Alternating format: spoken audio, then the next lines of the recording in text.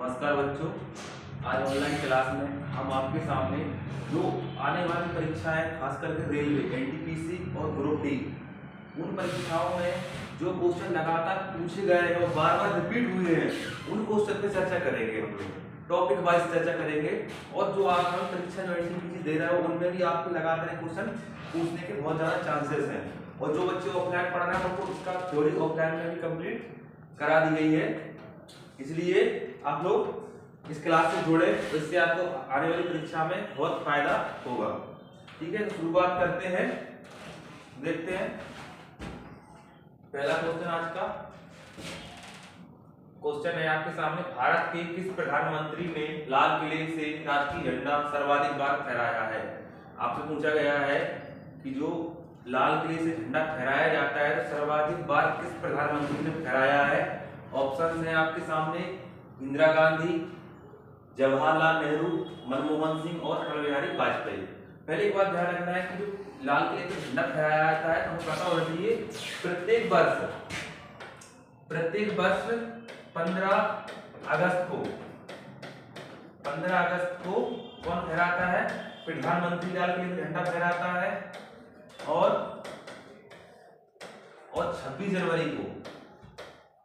26 जनवरी यानी गणतंत्र दिवस और 15 अगस्त यानी स्वतंत्रता दिवस इधर फहराता है। तब फहराता लाल किले से कौन? भारत का जो भी राष्ट्रपति होगा वो झंडा फहराएगा, यानी वर्ष में एक बार भारत का प्रधानमंत्री झंडा फहराता है। और आपसे पूछा है सर्वाधिक बार किसने फहराया है, तो हमें पता होना चाहिए सर्वाधिक बार फहराने का जो रिकॉर्ड है वो पंडित जवाहरलाल नेहरू के नाम है, क्योंकि 1947 से ही 1964 तक लगातार कम से कम 17 वर्ष बार भारत के प्रधानमंत्री कब तक? 1964 से 1964 तक प्रधानमंत्री रहे भारत के, तो इन्होंने 17 बार फहराया है। कितनी बार फहराया है? 17 बार। पूछा जाता है सर्वाधिक कितनी बार फहराया है? 17 बार। और इनकी जो लड़की है इंदिरा गांधी, इन्होंने भी 16 बार झंडा फहराया है लाल किले से। इस प्रकार से मनमोहन सिंह 10 बार, अटल बिहारी वाजपेयी ने और भी कम फहराया। ठीक है, अगला क्वेश्चन देखते हैं। अगला क्वेश्चन दिया है, भारत में कार्यकारी प्रमुख किसे माना जाता है? यानी भारत के अंदर जो कार्यकारी प्रमुख कौन होता है, यानी शासन का, यानी भारत को संचालित करने का शासन का प्रमुख अंग क्या है? वैसे तो हम पढ़ते हैं कि भारत का जो प्रथम नागरिक है या प्रमुख है तो वो कौन होता है? भारत का राष्ट्रपति। लेकिन हमें पता होना चाहिए जिस देश के अंदर संसदीय व्यवस्था होती है वहां पर प्रधानमंत्री ही प्रमुख होता है, और जहां पर अध्यक्ष वाली व्यवस्था होती है वहां पर राष्ट्रपति प्रमुख होता है। तो भारत के अंदर संसदीय प्रणाली देखने को मिलती है, इसलिए यहाँ पर प्रमुख कौन होगा? भारत का प्रधानमंत्री।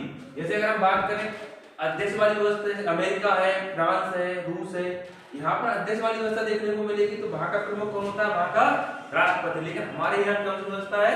संसदीय प्रणाली, जो कि हमने कहां से ली है? ब्रिटेन से। तो हमारे यहाँ प्रमुख कौन होता है? भारत का प्रधानमंत्री। राष्ट्रपति तो नाम मात्र का प्रमुख होता है हमारे यहाँ। ठीक है, अगला देखते हैं। अगला क्वेश्चन पूछा है, भारत के प्रधानमंत्री पद के लिए पद हेतु नामित किए जाने के लिए एक व्यक्ति की न्यूनतम आयु कितनी होनी चाहिए? न्यूनतम आयु कितनी होनी चाहिए? तो एक क्लास में बताया गया है कि भारत के जो प्रधानमंत्री पद के लिए अगर व्यक्ति की आयु की बात करें तो न्यूनतम पूछा गया। थोड़ा यहाँ पर ध्यान रखना पड़ेगा, इसको न्यूनतम कहा गया है उन्होंने, तो इस पर थोड़ा ध्यान रखें।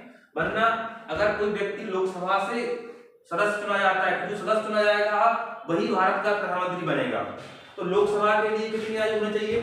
लोकसभा के लिए लोकसभा सदस्य बनना है अगर आपको, तो कितना होना चाहिए? 25 वर्ष की आयु होना चाहिए। कितनी? 25 वर्ष की। और अगर राज्यसभा का सदस्य बनना है, राज्यसभा, तब कितनी होनी चाहिए आपको? तब होनी चाहिए 30 वर्ष। यानी लोकसभा का सदस्य बनने के लिए 25 वर्ष और राज्यसभा के लिए 30 वर्ष। जब सदस्य बनोगे तभी आप कहीं ना प्रधानमंत्री बन सकते हो। लेकिन इन्होंने यहाँ पर ऑप्शन दिए हैं 25 वर्ष, यदि वह राज्यसभा का सदस्य है तो राज्यसभा से तो मतलब है ही नहीं, ये तो होगा ही नहीं। राज्यसभा का सदस्य 30 वर्ष होना चाहिए। अगला है 25 वर्ष यदि वह लोकसभा का सदस्य, बिल्कुल सही है, ये हो सकता है। 30 वर्ष यदि वह राज्यसभा का सदस्य, 30 वर्ष यदि वह लोकसभा का सदस्य, ये भी नहीं होगा। लेकिन अब इन दोनों में थोड़ी कंफ्यूजन पैदा हो रही है, लेकिन हमें यहाँ ध्यान रखना न्यूनतम कहा गया है। अगर दोनों ऑप्शन में से लगाने की बात करें तो दोनों ही सही है, क्योंकि लोकसभा से जाएगा तो 25 की होगी और राज्यसभा से जाएगा तो 30 की होगी। लेकिन इन दोनों में से अगर चुनना पड़ेगा तो फिर हम ऑप्शन नंबर बी चुनेंगे। क्यों चुनेंगे? कि यहाँ पर बात न्यूनतम आयु की जा रही है, क्योंकि यहाँ 25 है और यहाँ 30 है। आयु के आधार पर 25 वर्ष की आयु में आप लोकसभा से चुने जाते हो तो आप भारत के प्रधानमंत्री बन सकते हो। तो आंसर होगा आपका बी। ठीक है, भारत के संविधान का कौन सा अनुच्छेद राज्यपाल की नियुक्ति से संबंधित है? भारत के संविधान का कौन सा अनुच्छेद जो राज्यपाल की नियुक्ति से संबंधित है? 143, 148, 149 और 155। तो इसका आंसर होगा आपका 155, यानी अनुच्छेद 155 के तहत भारत के राष्ट्रपति को अधिकार है कि प्रत्येक राज्य में वो राज्यपाल की नियुक्ति कर सकता है। ठीक, किसके 155 के तहत। और 148 में क्या कहा गया है? सीएजी, नियंत्रक एवं महालेखा परीक्षक की बात की गई है, ये कहा गया है 148 में। इसमें 143 में क्या कहा गया है? राष्ट्रपति सलाह ले सकता है, किससे? सर्वोच्च न्यायालय के राष्ट्रपति सलाह ले सकता है, किससे? सर्वोच्च न्यायालय से ले सकता है। कहां से? सर्वोच्च न्यायालय से, सर्वोच्च न्यायालय से, ये कहा गया। ठीक, इसके अलावा बात की जाती है 149 की, तो यहाँ पर क्या दिया है? सीएजी के कार्य, सीएजी के कार्य, जो कंट्रोलर जनरल ऑफ इंडिया होता है उसके कार्य में वर्णन किया गया है। नियुक्ति की बात की 148 में, उसके कार्यों का उल्लेख किया गया 149 में। ठीक है, इस तरह से आंसर क्या होगा हमारा? 155। ठीक है, अगला देखते हैं। भारत में किसी राज्य के राज्यपाल के रूप में नियुक्ति के लिए निर्धारित आयु सीमा कितनी होनी चाहिए? न्यूनतम आयु, अधिकतम का कोई प्रावधान नहीं, चाहे भारत का राष्ट्रपति बनो चाहे राज्य का राज्यपाल बनो। अधिकतम तो हम मरते दम तक, जब तक मरोगे नहीं तब तक आप रह सकते हो पद पर, लेकिन न्यूनतम आयु का एक क्राइटेरिया है, वो हमें फॉलो करना पड़ेगा। तो हमें पता होना चाहिए किसी भी राज्य का राज्यपाल बनना है तो न्यूनतम आयु कितनी होनी चाहिए? 35 वर्ष आपको आयु पूर्ण कर लेनी चाहिए। इसलिए यहाँ पर 35 वर्ष की आयु की बात की गई, चाहे भारत का राष्ट्रपति बनने के लिए चाहे राज्यों का राज्यपाल बनने के लिए कितनी आयु होनी चाहिए? 35 वर्ष। और राज्यसभा का मेंबर बनना है तो कितनी आयु होनी चाहिए? 30 वर्ष। राज्यसभा के लिए कितनी होनी चाहिए? 30 वर्ष। और लोकसभा के लिए कितनी होनी चाहिए? लोकसभा के लिए होने चाहिए 25 वर्ष। अगर लोकसभा का चुनाव लड़ना है आपको तो 25 वर्ष का होना चाहिए। अगर राज्यसभा का चुनाव लड़ना है तो 30 वर्ष का होना चाहिए। अगर सरपंच का लड़ना है तो 21 वर्ष होना चाहिए और वोट डालना है तो 18 वर्ष होना चाहिए। सारी हमें आयु याद रख लेनी है। ठीक है, अगला है निम्नलिखित में से किस भारतीय संविधान के अनुच्छेद 161 के तहत क्षमादान देने की शक्ति प्रदान की गई है? यानी जो क्षमादान का अधिकार होता है वो राज्यपाल को कौन से अनुच्छेद के तहत प्रदान किया गया है? सॉरी, राज्य 161 में भारत के राज्यपाल को प्रदान किया गया, जो आंसर बता दिया है। 161 के तहत भारत का जो राज्यपाल होगा वो क्षमा कर सकता है अपराधी को अपराध के लिए, लेकिन एक बात ध्यान रखना है, राज्यपाल मृत्यु दंड को क्षमा नहीं कर सकता। मृत्यु दंड को क्षमा नहीं कर सकता, लेकिन कम कर सकता है। किसी को अगर आजीवन कारावास हुई तो उसको 10 वर्ष में 15 वर्ष में कन्वर्ट कर सकता है, लेकिन मृत्यु दंड को क्षमा नहीं कर सकता। केवल मृत्यु दंड को क्षमा करने का अधिकार तो वो है केवल और केवल भारत के राष्ट्रपति के पास। अच्छा, पूछा जा सकता है राष्ट्रपति को किसके तहत क्षमादान शक्ति प्राप्त की गई? कौन से अनुच्छेद के तहत?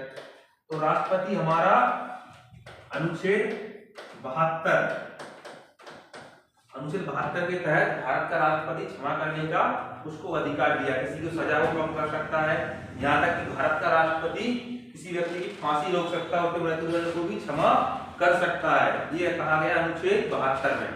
ठीक है, ध्यान पता होना चाहिए। अगला है निम्न में से कौन सा कथन सही है? राज्य मंत्रिपरिषद सामूहिक रूप से राज्य की विधान परिषद के प्रति जवाबदेही होती है। राज्य मंत्रिपरिषद सामूहिक रूप से राज्यसभा के प्रति जवाबदेही होती है। राज्य की मंत्री सामूहिक रूप से उपराष्ट्रपति के प्रति जवाबदेही होती है। राज्य मंत्रिपरिषद सामूहिक रूप से राज्य की विधानसभा के प्रति जवाबदेही होती है। तो क्या होगा आंसर? जो राज्य की मंत्रिपरिषद होगी वो किसके प्रति? विधान परिषद के प्रति नहीं होगी। राज्यसभा से कोई लेना देना है ही नहीं राज्य का, उपराष्ट्रपति से भी कोई संबंध नहीं होता है विधानसभा का। लेकिन जो विधानसभा होगा, राज्य की मंत्रिपरिषद होगी तो किसके प्रति जवाबदेही होगी? तो विधानसभा, क्योंकि जो मंत्रिपरिषद का गठन हो रहा है वो किसके आधार पर हो रहा है? विधानसभा के आधार पर ही हो रहा है, क्योंकि विधानसभा में जो जिस दल को बहुमत प्राप्त होता है वही सरकार बनाता है, उसी के सदस्य मंत्रिपरिषद का हिस्सा होते हैं। ये हमें पता होना चाहिए कि हमारे भारत के अंदर राज्यों में और केंद्र में 15 जो बहुमत सदस्य है विधानसभा का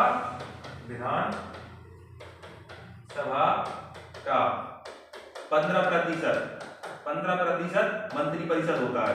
मंत्रिपरिषद यानी जो कुल विधानसभा की सीटें होंगी उनका 15% लोग मंत्रिपरिषद के सदस्य बन सकते हैं, चाहे भारत के केंद्र में बात करें और चाहे राज्यों में बात करें। लोकसभा में अगर 15 मेंबर है उनका 15% केंद्र में मंत्री बनते हैं और राज्य विधानसभा से 15% लोग राज्य की विधानसभा में मंत्री बनाए जाते हैं। ठीक है, अगला क्वेश्चन है भारतीय संविधान के अनुसार इनमें से कौन सा राज्य राज्यपाल की नियुक्ति का पात्रता मापदंड नहीं है, यानी भारत के राज्यपाल बनने के लिए क्या क्या योग्यताएं होनी चाहिए, इनमें से कौन सी एक नहीं है। यहाँ पर ध्यान रखना क्या कहा गया नहीं है, इसको ध्यान रखना है। तो भारत का नागरिक होना चाहिए, बिल्कुल सही है, होना चाहिए। उसे 35 वर्ष या इससे अधिक आयु होनी चाहिए, बिल्कुल होना चाहिए। उसे राज्यसभा के सदस्य के रूप में चुनाव के लिए अर्हता होना चाहिए, ये नहीं है, क्योंकि उसका राज्यसभा से कोई मतलब नहीं है। उसकी योग्यता राज्य विधानसभा के अनुकूल होनी चाहिए। विधानसभा का सदस्य बनने की योग्यता रखता हो, बस वो राज्यसभा से कोई मतलब नहीं कि राज्य की विधानसभा होती है राज्य में, उसके सदस्य बनने की योग्यता रखता हो, किसी लाभकारी पद पर नहीं होना चाहिए, बिल्कुल ये भी सही है। लेकिन आंसर क्या होगा, हमारा आंसर होगा सी, यानी ये गलत दिया है, राज्यसभा से उसका कोई संबंध नहीं है। ठीक है, अगला देखते हैं राज्य के गवर्नर की नियुक्ति किसके द्वारा की जाती है। जो राज्य गवर्नर यानी राज्यपाल की नियुक्ति किसके द्वारा की जाती है, भारत के राष्ट्रपति के द्वारा इसकी नियुक्ति की जाती है। और राष्ट्रपति डिसाइड करता है कि ये पद पर कब तक रहेगा। ये पद पर राष्ट्रपति के प्रसाद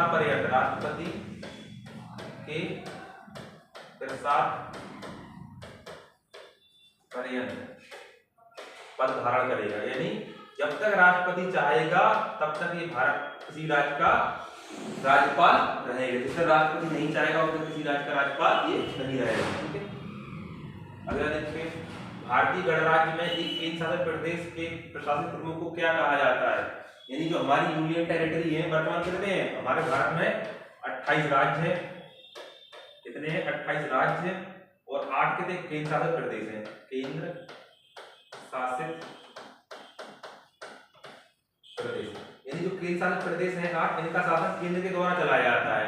तो इनका प्रमुख होता है भारत का राष्ट्रपति, लेकिन उनका एक यहाँ पर नाम मात्र के लिए प्रशासक नियुक्त किया जाता है। उसको क्या कहा जाता है, उसको कहा जाता है उपराज्यपाल। क्या कहा जाता है उसको, उपराज्यपाल। ठीक है,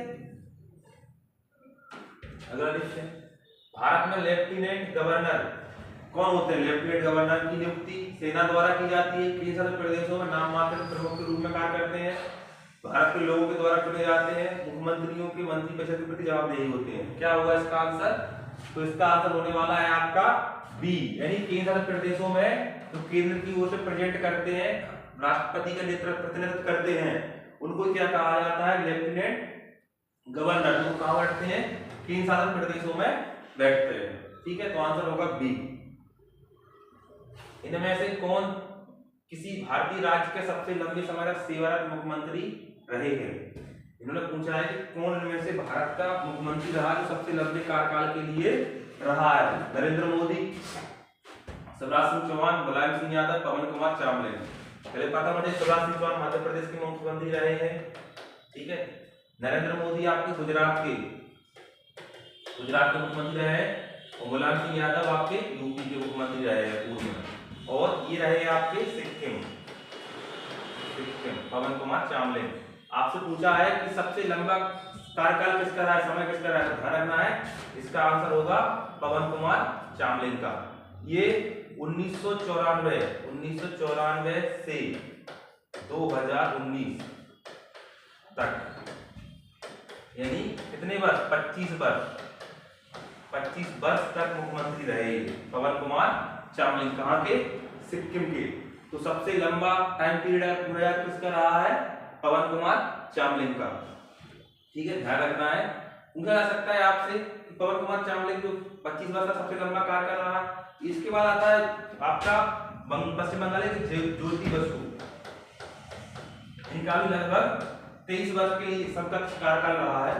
ठीक है, अनुच्छेद 170 के अनुसार प्रत्येक राज्य की एक विधानसभा की सीटों की संख्या खाली स्थान से अधिक नहीं होनी चाहिए, यानी प्रत्येक राज्य की विधानसभा में सीटों की संख्या अधिकतम कितनी हो सकती है पता होना चाहिए हमें। कितनी हो सकती है? 500 हो सकती है। 500 से अधिक किसी भी राज्य की विधानसभा नहीं होगी। न्यूनतम कितनी हो सकती है? न्यूनतम हो सकती है आपकी न्यूनतम 60 हो सकती है। लेकिन कुछ अपवाद हैं, जैसे मेघालय है, सिक्किम में, यहाँ पर 40 और गोवा है 40 सदस्यीय विधानसभा है, तो वो अपवाद अलग कानून बनेगा। लेकिन न्यूनतम कितनी हो सकती है? 60 हो सकती है। ठीक है, अधिकतम 500 हो सकती है। वर्तमान सबसे बड़ी विधानसभा पूछा जाए तो उत्तर प्रदेश की है। किसकी है? उत्तर प्रदेश की, लगभग 404 सीटें यहाँ पर। ठीक है, तो इस तरह से बात की जाती है। यहाँ पर अनुच्छेद 170 में कितनी सीट हो सकती है? 5 से अधिक नहीं हो सकती है। ठीक है, बात करते हैं अगला। निम्नलिखित में से कौन सी राज्य में विधान परिषद नहीं है? कौन से राज्य में विधान परिषद है? तो पता होना चाहिए। हिमाचल प्रदेश, असम, मध्य प्रदेश। वर्तमान भारत में 28 राज्य हैं, उनमें से 8 राज्यों में आपको विधान परिषद देखने को मिलती है। ठीक है, तो कौन कौन से 2 राज्य हैं? पहला तो है यूपी के बाद बिहार के बाद आता है आपका महाराष्ट्र, इसके बाद आता है आपका तेलंगाना, आंध्र प्रदेश और अंतिम आपका कर्नाटक। इस तरह से 6 राज्यों में आपको विधान परिषद देखने को मिलती है। इन्होंने पूछा किस राज्य में है, तो इनमें से केवल आंध्र प्रदेश में आपको विधान परिषद नजर आएगी। ठीक है, तो आंसर होगा आपका डी। अगला, निम्नलिखित में से किस राज्य में विधान परिषद नहीं है, लेजिस्लेटिव असेंबली नहीं है? हमने बताया कि 6 राज्यों में कौन कौन से? कर्नाटक में है, महाराष्ट्र में है, तेलंगाना में है, लेकिन केरल में नहीं है। तो आंसर होगा हमारा डी, केरल। ठीक है, निम्नलिखित में से किस केंद्र शासित प्रदेश में विधानसभा है? यानी जो हमारे 8 केंद्र शासित प्रदेश हैं, इनमें से किन-किन में विधानसभा है? तो आंसर होगा हमारा दिल्ली। अभी चुनाव हुआ दिल्ली में, कौन बना है सीएम वहां का? सीएम कौन है यहाँ की? रेखा गुप्ता दिल्ली की सीएम बनी है अभी, और बीजेपी की सरकार है यहाँ पर। किसकी पार्टी है? बीजेपी। ठीक है, तो विधानसभा कहां पर? दिल्ली में है। इसके अलावा दिल्ली की अतिरिक्त किसमें है आपकी? पुडुचेरी में विधानसभा है। इसके अलावा तीसरा आप जम्मू कश्मीर में भी विधानसभा आपको देखने को मिलेगी। केंद्र शासित प्रदेश है और विधानसभा भी यहाँ पर है, बाकी जगह नहीं है। ठीक है, भारत में किसी राज्य की पहली महिला मुख्यमंत्री कौन थी? किसी राज्य की पहली महिला मुख्यमंत्री विजयलक्ष्मी पंडित, राजकुमारी अमृत कौर, सुचेता कृपलानी, सरोजिनी नायडू। तो क्या होगा आंसर? किसी राज्य की पहली मुख्यमंत्री कौन है? सुचेता कृपलानी है, जो कि उत्तर प्रदेश की मुख्यमंत्री नहीं है। कहाँ की? उत्तर प्रदेश की मुख्यमंत्री। ठीक है, आपसे एक पूछ सकता है सबसे लंबा कार्यकाल किसका रहा? महिलाओं मुख्यमंत्री के तौर पर सबसे लंबा कार्यकाल, तो फिर आता है दिल्ली की पूर्व मुख्यमंत्री शीला दीक्षित का नाम, जो कि लगभग 15 वर्ष से अधिक समय तक दिल्ली की मुख्यमंत्री रही है। पूछा जाए सबसे लंबा कार्यकाल किसका है? शीला दीक्षित का। सबसे पहली मुख्यमंत्री पूछा जाए तो कौन है महिला? सुचेता कृपलानी। ठीक है, भारत के निम्नलिखित में से कौन से पूर्व या वर्तमान मुख्यमंत्री पहले मंदिर के पुजारी थे? बड़ा आसान सा क्वेश्चन है। योगी आदित्यनाथ, विजय रूपाणी, मनोहर पर्रिकर या मायावती? तो क्या आंसर होगा इसका? योगी आदित्यनाथ, जो कि कहाँ के मुख्यमंत्री हैं? यूपी के सीएम है अभी वर्तमान में। और ये कहाँ के मठाधीश हुआ करते थे? गोरखपुर पीठ के,